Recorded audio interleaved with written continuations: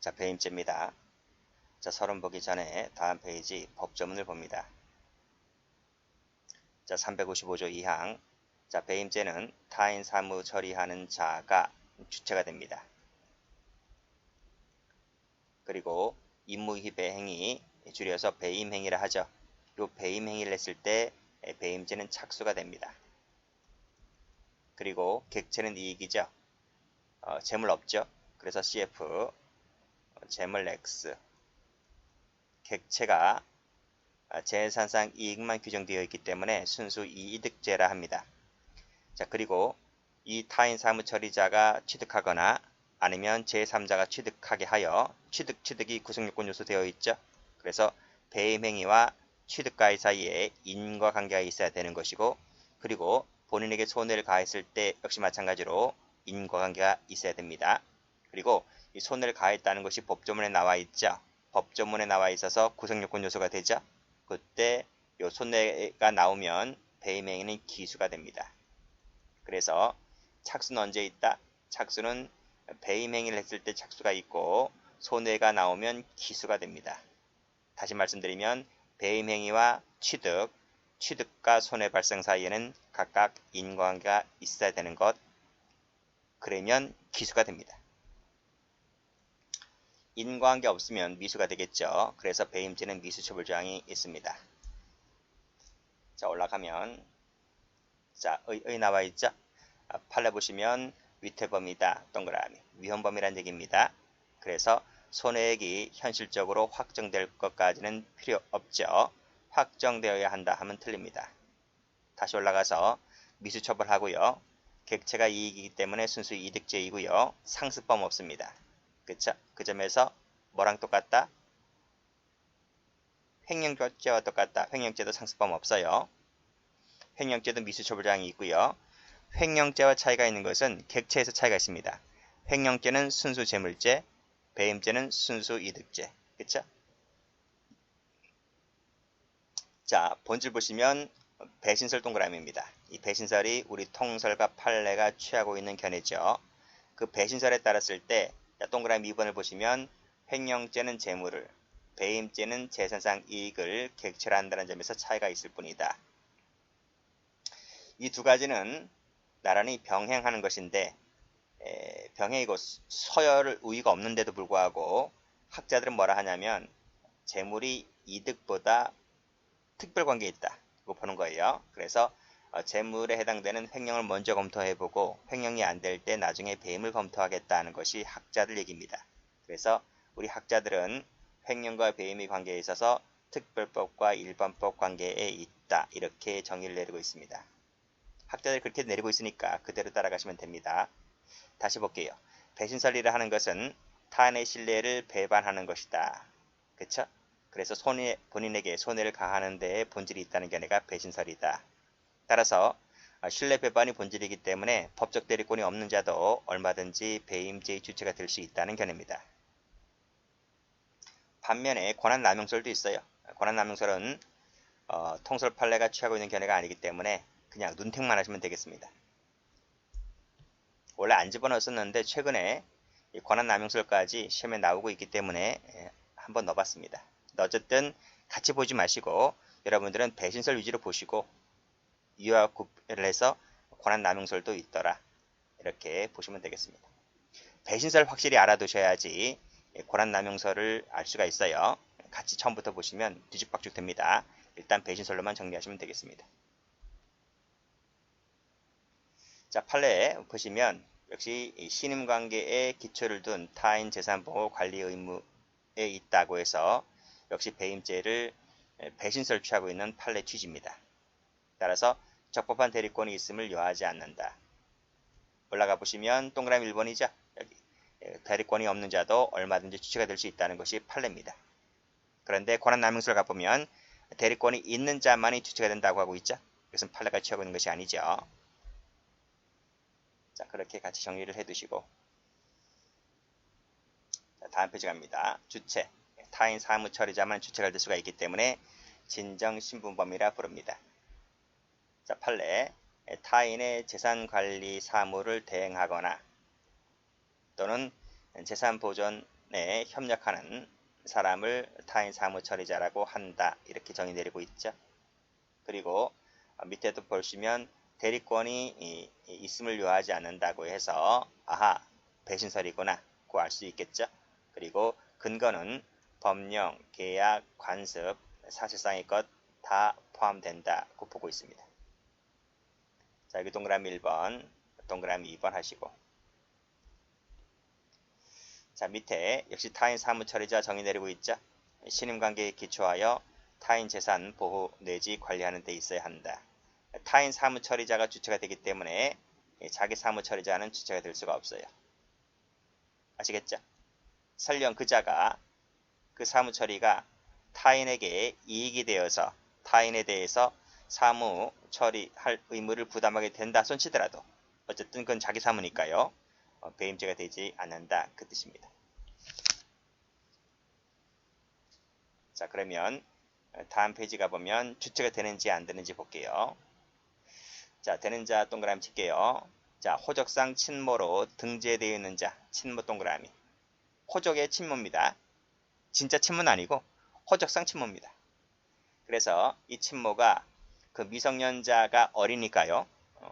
이 누굽니까? 계모잖아, 계모. 그렇죠? 계모입니다. 계모라 보시면 돼요. 계모가 이 아이가 어리니까 이 아이 상속 재산에 관여해 왔다는 거야. 라고 했을 때 아직 그 아이는 꼬맹이니까 뭐 소송하기도 그렇잖아요. 그렇죠? 그러니까 나이가 이제 성년이 되었을 때 이런 이제 사실관계를 알게 되고 이제 그 재산에 이제 관여할 수밖에 없는 처지가 되는 거잖아요. 그래서 이제 어렸을 때 내가 어렸을 때 계모가 호적상 친모로 등재되어 있다면 이 사람도 타인 사무처리자가 될 수가 있다. 그래서 내 재산을 빼돌리거나 손해를 끼쳤다면 얼마든지 계모도 나에 대해서 배임죄의 죄책을 진다. 그 뜻입니다. 자, 지입계약 나왔네요.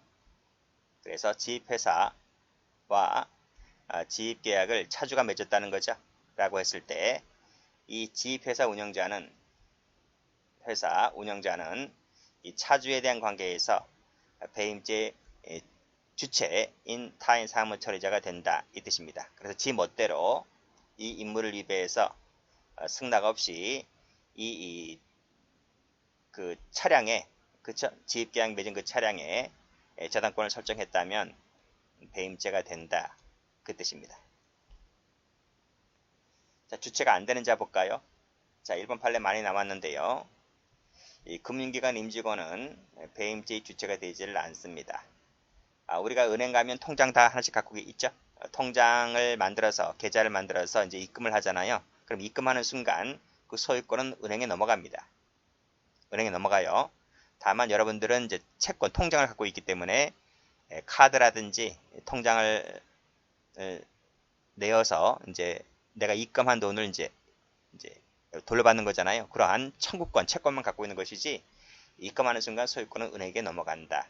그래서 은행 직원은 여러분들에 대한 관계에서 타인 사무처리자라는 이 주체 신분은 생겨나지 않는다. 이렇게 보시면 됩니다.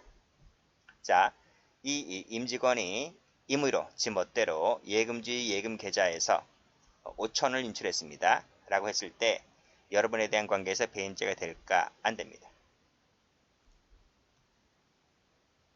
자, 그런 판례입니다. 자, 두 번째, 토지구역 정리사업조합은 세무 쳐볼게요. 자, 역시 채비지 보관에 관한 타인 사무처리자가 되지를 않는다. 그래서 배임죄의 주체가 되지 않는다. 그냥 외우시고요. 자, 그 다음 타인 사무처리자라고 하는 것은 현재 그 지위를 갖고 있는 현재 그 신분자여야 돼. 현재 그 일을 하고 있는 사람. 과거에 그 일을 했던 사람이 아니고, 그러니까 타인 사무처리자라고 하는 것은 현재 그 신분을 갖고 있는 현직자입니다. 따라서 동그라미 3번을 보면 이미 소유권을 이전받았다 했잖아요. 그러면 그 타인 사무처리자라는 신분은 있어 없어? 없는 거지. 없어진 거지. 그쵸? 따라서 배임죄가 되지를 않는다. 그런 얘기입니다. 신분이 소멸되었기 때문에. 여기도 보시면 소유권을 이전 받았다 했잖아요. 받은 순간 그 지위는 상실됩니다. 배임죄가 안 됩니다. 4번 판례도 마찬가지죠.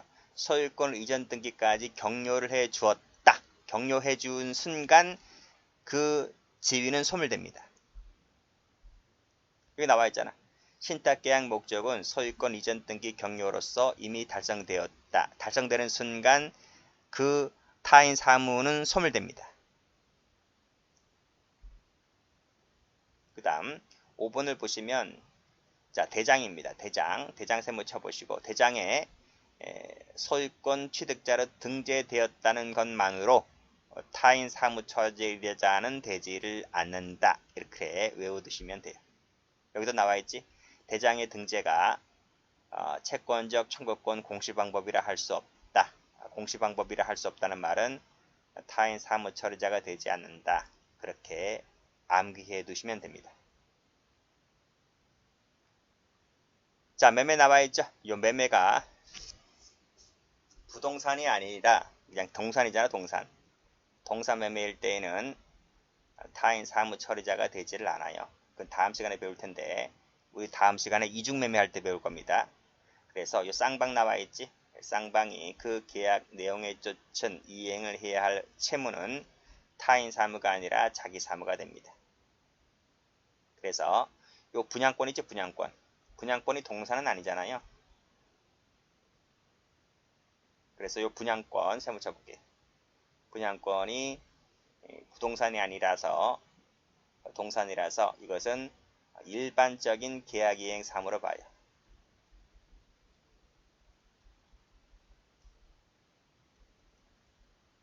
타인 사무 처리자로 보지를 않아요. 그래서 타인 사무가 아닌 자기 사무로 봐요. 배임죄가 주체가 되지 않는다고요. 그래서 이 사람이 이 수분양권 매도인이 다른 사람에게 처분했다 할지라도 매수인에 대한 관계에서 배임죄가 되지를 않는다. 그 뜻입니다. 자, 다음 판례는 비트코인 판례인데 일단 별표를 치시고요. 자, 그리고 노트를 펴봅니다. 자, 노트를 펴보면 자, 비트코인 관련 판례가 좀 많이 있습니다. 전부 다 정리를 하셔야 되는데 일단 첫 번째, 비트코인은 무형의 재산이기 때문에 몰수 대상이 됩니다. 몰수 대상이 된다는 것은 총론교재에 나와 있습니다. 몰수 동그라미 치시고 두 번째는 비트코인은 가상자산의 일종으로서 재물이 아닙니다. 재물이 아니고 재산상 이익이 된다는 거죠. 따라서 재물이 아니기 때문에 횡령죄의 객체에는 되지 않아요. 그렇지만 객체가 재산상 이익이 되기 때문에 이것은 사기죄의 객체가 될 수가 있다. 관련 판례 적시해 놓았고 사기죄를 찾아보면 이 판례 나올 겁니다. 자, 지금 볼 곳이 3번인데요. 이 가상자산은 법정화폐와 동일한 보호를 받지 못해요. 그래서 가상자산을 이체받은 사람은 보관자가 될 수가 없고 타인 사무처리자가 될 수가 없기 때문에 이 이체받은 사람은 횡령죄의 주체가 되거나 배임죄의 주체가 되거나 하지 않습니다. 그래서 횡령 X, 배임 X. 자, 이 부분을 꼭 좀 정리를 해 두시면 됩니다. 자, 그럼 다시 교재를 봐서 자, 가상자산 나와 있죠. 자, 시스템 오류 등으로 법률상 원인 관계 없이 가상자산을 이체받은 자는 자, 부당이득 반환 의무는 부담할 수 있겠지만 그렇죠. 공돈이죠. 공돈 받았기 때문에 부당이득 반환 의무는 부담할 수 있겠지만은 자, 밑에 가상자산 세무 칠게요. 가상자산을 이체받은 사람은 배임죄 주체가 안 된다는 거죠. 횡령죄 주체도 안 되고요. 그래서 또 밑에 2번도 보면 이 가상자산을 뭘로 보았다? 빨간 펜으로 재산상 이익으로 보았다 하는 부분 체크해 두시고 자, 일반 자산과는 구별되는 특징이 있고 따라서 법정화폐와 동일하게 보호를 받지 못합니다. 자, 그래서 다음 페이지 가보시면 자, 비트코인이 법률상 원인 관계없이 피고인 명의 전자기갑으로 이체되었다 할지라도 밑에 보시면 타인 사무 처리자가 안 된다는 말이 무슨 말이에요? 배임죄 주체가 되지 않는다 그 뜻입니다. 그래서 비트코인 나오면 그냥 깡그리 암기해 두세요. 자, 올라가 볼게요. 원인 불명으로 재산상 이익인 가상자산을 이체받은 자가 가상자산을 사용 처분하는 경우가 횡령죄가 될 수 있을까? 안 된다니까요. 그렇죠? 명문 규정이 없는 상황하에서 차고 송금 시 횡령죄 성립을 긍정한 판례가 앞에 있었죠. 그 판례를 유추해서 신의 측을 근거로 배임죄를 처벌하는 것은 안 된다. 안 된다. 횡령죄도 안 된다고요. 횡령죄의 객체가 안 되기 때문에 횡령죄도 안 될 뿐더러 배임죄도 되지 않는다 그 뜻입니다. 그러니까 이 판례를 갖고 와서 배임죄 처벌하면 안 되겠니? 라는 거예요. 안 된다는 거예요. 역시 마찬가지로 꺽쇠 4번을 보면 비트코인 나와 있죠. 그래서 재산상 이익을 취득하였다고 하여 배임죄로 기소가 된 사건인데 판례가 역시 같은 논리로 타인 사무 처리자가 되지 않는다. 무슨 말이다? 배임죄가 되지 않는다는 내용입니다. 다 정리해두세요. 1번이 나올지 2번이 나올지 3번이 나올지 4번이 나올지 몰라요. 관련된 판례 다 받으시고 노트에서 말씀드린 대로 총론 가면 몰수 대상이 된다. 사기죄 가면 사기죄가 된다는 것까지 같이 정리해 두시면 됩니다. 자, 그 밑에 판례 갑니다. 자, 신주를 발행합니다. 주식을 새로 발행한다고요. 누가? 대표이사가. 왜 신주를 발행할까요? 그치, 자본 조달 때문에 신주를 발행하는 거예요. 이 대표이사가 신주를 발행하는 것은 회사의 사무일 뿐입니다. 사무일 뿐이기 때문에 대표이사가 신주식을 발행할 때 주주들에게 묻지 않아요. 내가 주주들에게 일일이 뭐 가정물로 우편물을 보내서 내가 신주를 발행해야 되는데 발행해도 되겠느냐 안 되겠느냐 이거 묻지 않습니다. 그래서 이 대표이사가 신주를 발행했다 하는 것이 당연히 신주를 발행하게 되면 주식 가치가 떨어지기 때문에 주주들이 손해를 많이 보겠죠. 그렇다 할지라도 이 대표이사가 신주를 발행하는 것은 주주에 대한 관계에 있어서 타인 사무 처리가 되지 않기 때문에 주주들이 손을 봐왔다 하여 이것이 배임죄가 되지는 않는다. 그 얘기를 얘기해주고 있는 겁니다. 자, 그 다음 자, 금전채무라 그랬죠. 금전채무는 자신의 급부 의무를 다하는 것이다. 따라서 자신의 급부 의무이기 때문에 타인 사무 처리가 되지는 않는다. 그 뜻입니다. 자, 그래서 금전채무, 금전채권채무 세무치시고 배임죄가 되지는 않는다. 그 뜻이고요. 자, 꺽쇠 2번은 뭐냐면요. 여기 보시면 채권양도 나와 있죠. 채권양도 세무칠게요. 우리 앞에서 채권양도 시간에 배웠죠. CF 하시고 채권양도는 뭐가 아니다? 배웠잖아요. 횡령도 안 되고 배임도 안 된다고 배웠잖아요. 횡령이 안 되는 것은 횡령죄에서 배웠고 배임이 안 되는 것이 여기 나오잖아요. 그렇죠? 그래서 채권양도 계약에 따라 뭐뭐뭐뭐를 이행하는 것은 타인 사무 처리자가 되지 않는다. 무슨 말이다? 배임죄의 주체가 되지를 않는다. 그 뜻입니다. 자, 이 판결은 별표가 되어 있는데 21년도 법원 행정고시에 이 2번이 출제가 되었습니다. 자, 그 밑에 공사자금 10억을 대출받았다는 거죠. 이 대출이 뭔데요? 대출이 금전채무잖아. 금전채무. 그래서 이 사람이 건물을 신축하는 데 있어서 새마을금고로부터 10억을 대출받았고 결국 건물이 준공됐습니다. 근데 대출해준 금고, 이 새마을금고에 보존 등기를 해준 것이 아니라 누구한테 해줬어요? 병 앞으로 보존 등기를 해준 거예요.